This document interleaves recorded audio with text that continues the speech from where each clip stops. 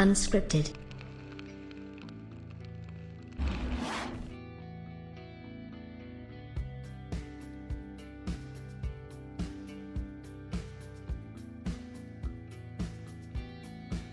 You know, it's funny because we get these game consoles, and a lot of the times we get them based off the promises that were made leading up to the launches.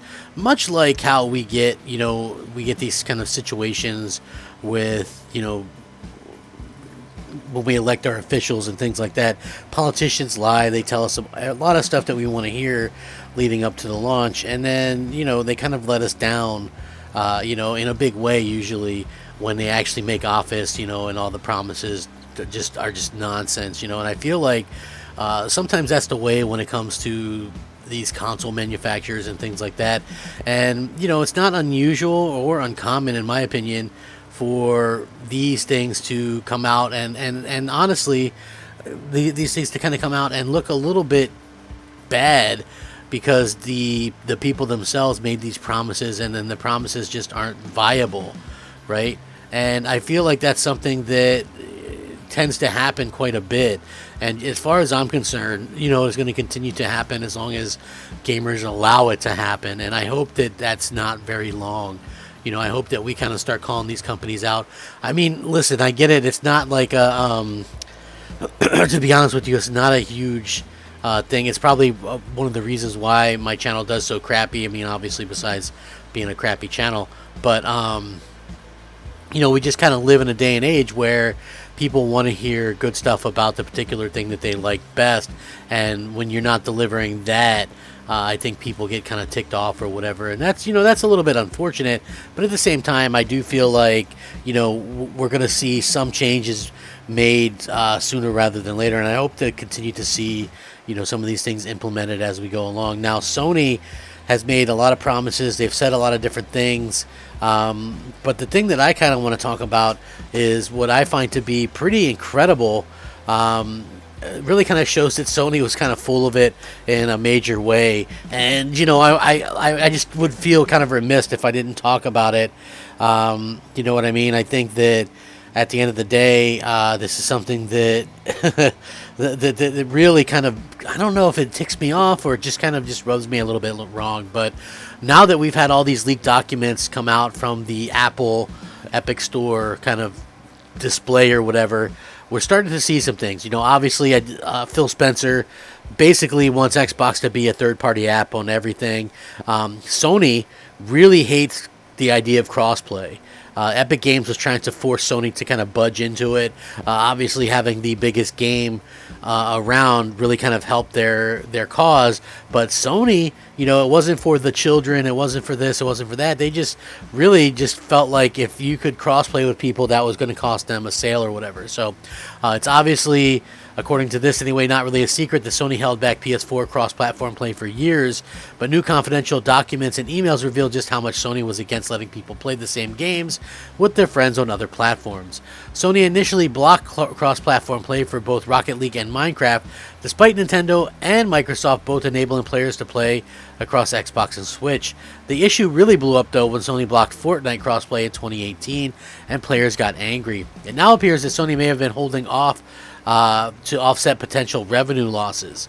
So in the months leading up to Sony's decisions to block Fortnite crossplay in 2018, Epic Games had pleaded with Sony to enable crossplay. Now, email in the Epic Games vs. Apple case reveal a scenario where Epic doesn't want to get what we want, but possibly went out of the door when Fortnite became the biggest game on PlayStation, according to this. This is what basically Epic Games wrote to Sony. We love working with PlayStation and we want this to be a win-win. The longer this drags out, it will be less so. I can't think of a scenario where Epic Games doesn't get what we want. That possibility went out the door when Fortnite became the biggest game on PlayStation. Here's what I propose. 1. We give you the data that you are asking for, plus the marketing data. Epic Game 2. Epic deeply integrates Sony's esports API into Unreal Engine 4 as an engine-level feature. We market and advertise it as a first-class citizen of the engine. Maybe an E3 announced, and we support it in Fortnite. 3. We announce crossplay in conjunction with Sony. Epic goes out of its way to make Sony look like heroes. You get to pick when, where, and how. 4. Epic brands its E3 presence with PlayStation. We're planning a 100-player celebrity program with huge after party. budget I've seen is huge, and it will be the biggest event at E3. Maybe we announce with all the celebs on stage a new partnership. 5, Epic's willingness to explore more items. Maybe we commit to a game at the launch of your next VR platform. 6, PlayStation Plus. Maybe we do something extra special for a month, offer a unique character or something highly valuable to drive PlayStation Plus adoption even more. 7, Epic extends the Sony company-wide Unreal Engine 4 license. I don't think I've mentioned this before, but your license to use Unreal Engine expires in May 2019. That license has some of the best terms we've ever offered for Unreal Engine 4. Let's make it a huge win for all of us. Epic's not changing his mind on the issue, so let's just agree on it now. That's Joe Crenier, Business Development, Unreal Engine. He proposed that they announce it in conjunction with Sony, and Epic goes out of its way to make Sony look like heroes. And Epic even offered to brand its E3 presence with PlayStation or add unique characters. This is pretty good, but Sony still didn't agree.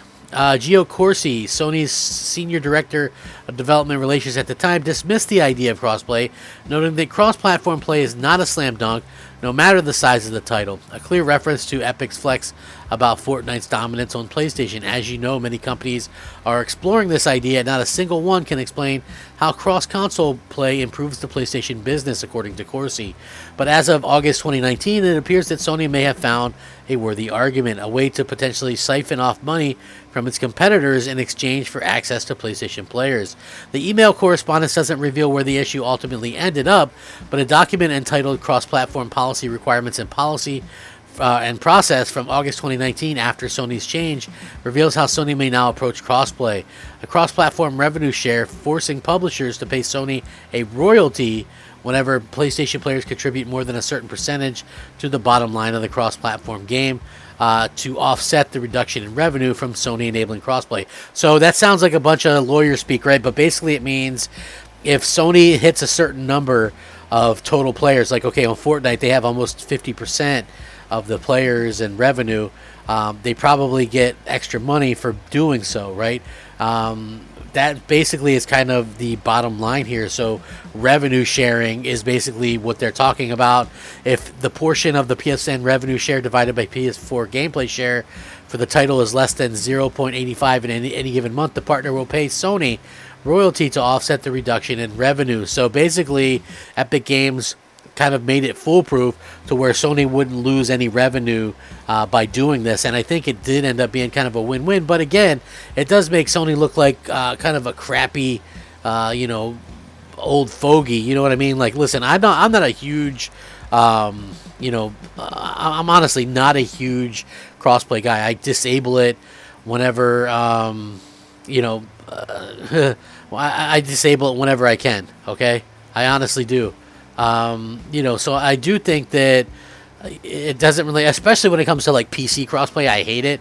Maybe not so much between consoles, but I understand why they do it. You can give life to games, extra life to games and stuff like that.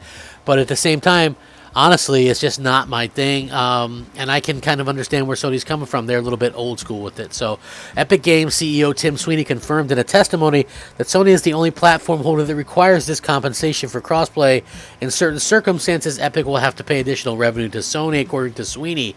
If somebody were primarily playing on PlayStation but paying on iPhone, then this might trigger compensation, Sweeney said. That Epic had agreed to pay these additional fees to Sony in order to enable crossplay in Fortnite. Sony also stipulates in the policy that publishers can't transfer virtual currency to or from PlayStation, and that there must be a setting to disable all cross-platform interactions. There may have been other good reasons for Sony to stop blocking crossplay as well. 3 months after the Epic Games email, Sony was facing backlash when it blocked Fortnite crossplay and eventually backed down in late 2018 with a new policy change to enable crossplay in certain games. The emails and documents actually just give a small glimpse into what Sony's efforts to initially block crossplay before Epic Games' success with Fortnite to have forced the company to ultimately concede. So the biggest game in the world finally got them to sort of concede this point and to go out there and do this, whether it's for the good or bad. I actually like that they actually, one of the stipulations was you have the option to turn off all crossplay. I think that's incredibly important going forward, and I like seeing that. So I wish that it was that way with Xbox as well, because when you look at Xbox, okay, if you look at Warzone, you can't disable that. You can click to disable it, but they won't let you search for a game after that. So it's the same thing with like Gears of War 5. If you want to play, you either have to play ranked against a bunch of tryhards where you can disable crossplay, or you can play arcade and you're forced to play with PC gamers. So it's kind of a catch-22 there, and just something that I'm not really fond of. But I will link this and you guys can check it out. What do you guys feel about this? Do you feel like Sony lied and misled, or do you think it was just smart business and they were doing it to protect themselves? Sound off in the comment section below. Thank you so much for watching. Have a fantastic day. Rack 'em up. Game on, my friends. Game on. Crapgamer out. Unscripted.